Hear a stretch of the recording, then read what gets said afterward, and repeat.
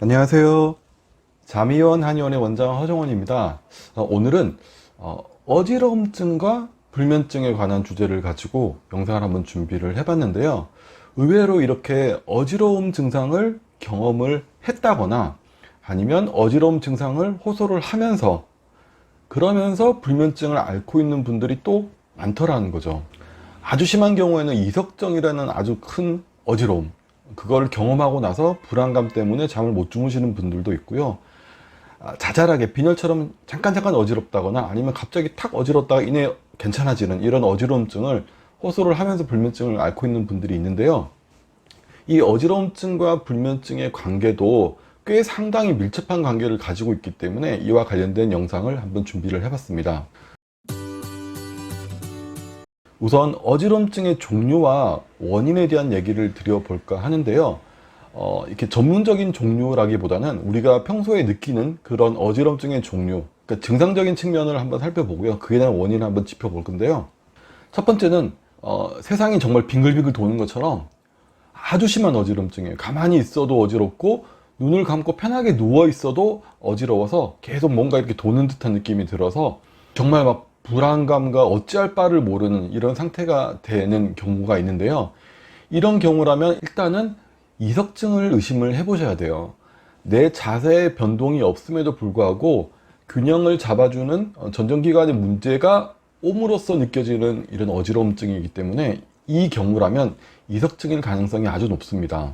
두 번째로는 갑자기 어지러웠다가 가만히 누워 있는다거나 아니면 그냥 편하게 좀 이렇게 휴식을 취하면 이내 괜찮아지는 경우가 있습니다. 이런 경우라고 한다면 식체, 음식을 급하게 먹어서 딱 소화기에 걸려버린 경우, 아니면 극심한 피로 혹은 목 주변의 근육이 과도하게 긴장을 하면서 이 균형이 깨졌을 경우에 이런 어지러움증이 나타날 수가 있습니다. 그래서 휴식을 취해준다거나 목 주변의 긴장을 풀어준다거나 아니면 어느 정도 소화가 될 때까지 조금 기다려준다거나 가벼운 산책을 해준다거나 이런 식으로 해서 풀어질 수 있는 그런 어지러움이라고 할 수가 있습니다.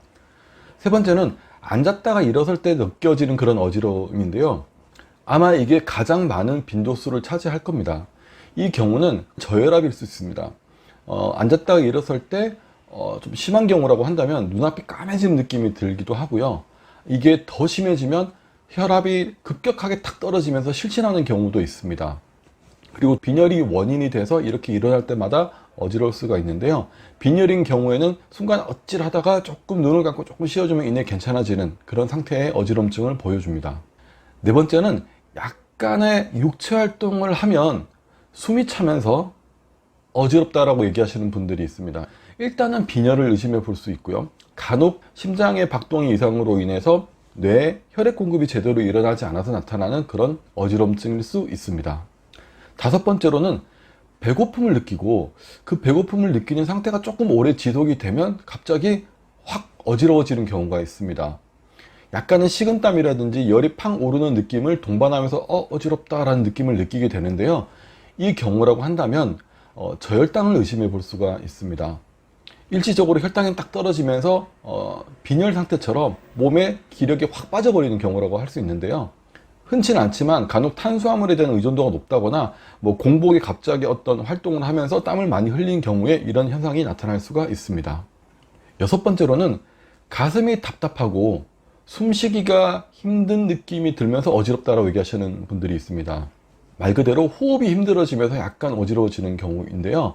이건 기력이 너무 딸리는 상태, 기력이 약해져 있는 상태가 원인이 될 수가 있고요. 그래서 호흡을 하기에도 버거울 정도로 힘이 붙이는 경우, 그리고 공황장애의 공황발작 증상으로 인해서 나타나는 답답함과 어지러움일 수가 있습니다. 일곱 번째로 불안감이라든지 가슴 두근거림을 함께 동반을 하면서 어지럽다라고 얘기하시는 분들이 있는데요. 이 경우라고 한다면 아무 이유 없이 불안감을 느끼고 아무 이유 없이 가슴이 두근거리면서 갑자기 어지럽다, 그러면서 숨쉬기가 힘들어지고 약간 쓰러질 것 같은 느낌이 든다, 이건 공황장애가 그 원인일 가능성이 높습니다. 마지막으로 감정 변화에 따라서 갑자기 어지러워지는 증상이 나타날 수 있습니다. 예를 들어서 분노감, 짜증, 화가 난다, 열받는다, 이런 상황이 빡 생겼는데 갑자기 약간 이 혈압이 올라가는 듯한 느낌, 뒷골이 당기는 듯한 느낌이 딱 들면서 어지러워, 이런 느낌이 들 수가 있는데요. 이건 아시다시피 혈압이 올라가면서 나타나는 어지러움이라고 할 수가 있습니다. 그렇다면 이 어지럼증이 왜 불면증을 유발하게 되는 걸까요? 그 기전을 한번 살펴보면요. 첫 번째로 어지럼증을 경험하고 나면 혹시나 다시 이런 어지럼증이 나타나면 어떡하지? 라는 불안감이 커지게 되거든요. 그 불안감이 그냥 잠깐 나타나는 경우도 있지만 한 달, 두 달 계속 지속적으로 언제 그 어지럼증이 다시 나타날지도 모른다라는 그런 불안감이 계속 상존하게 되는 거예요. 그러다 보면은 우리 몸의 자율신경이 어떤 변화를 일으키게 되고 교감신경이 항진되는 쪽으로 가게 되면서 불면증이 나타나게 될 수가 있습니다. 두 번째는 어지럼이 심한 경우에 충분한 휴식을 취해줘야 한다라는 얘기를 많이 들어요. 그래서 잠을 잘 주무셔야 해요. 푹 자야 돼요. 평소보다 더 자야 돼요. 어쨌든 몸을 힘들지 않게 잘 쉬게 해주기 위해서 잠을 잘 자야 된다라는 조언을 듣게 되는데요. 그런 조언을 듣고 나서 잠을 잘 자기 위한 노력을 더 많이 하게 돼요. 그러다 보면은 잠에 대해서 약간 강박이 생기게 돼요. 잘 자야 되는데 못 자면 어떡하지? 못 자면 또 어지러우면 어떡하지? 불안감. 그 불안감이 다시 잠을 잘 자야 된다는 강박, 압박으로 이렇게 커지게 되면서 불면증으로 넘어가게 되는 경우가 꽤 많습니다. 세 번째는 어지럼증의 원인들이 있지 않습니까? 앞서 위에서 말씀드렸던 것처럼 피로라든지 저혈당 증상이라든지 혈압 상승이라든지 빈혈, 공황장애, 그 원인들이 정도가 심해지게 되면 불면증이라는 또 다른 증상을 만들어낼 수가 있다라는 거죠.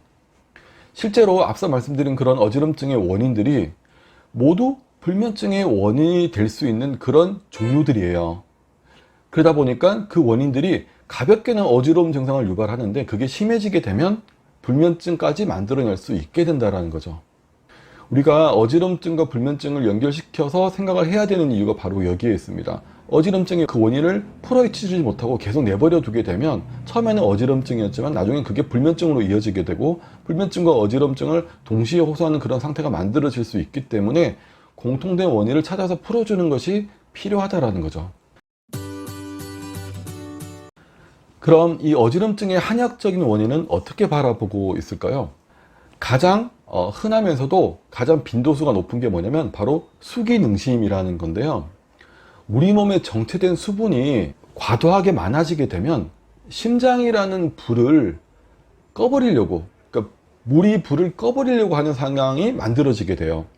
그걸 몸이 느끼게 되면 심장이 꺼지면 안 되니까 거기서 느껴지는 불안감이 만들어지게 됩니다. 동시에 소변을 조금 자주 본다거나 소변이 좀 이상하다거나 소변이 시원하지 않다라거나 이런 소변의 이상이 동반되는 경우도 있고요.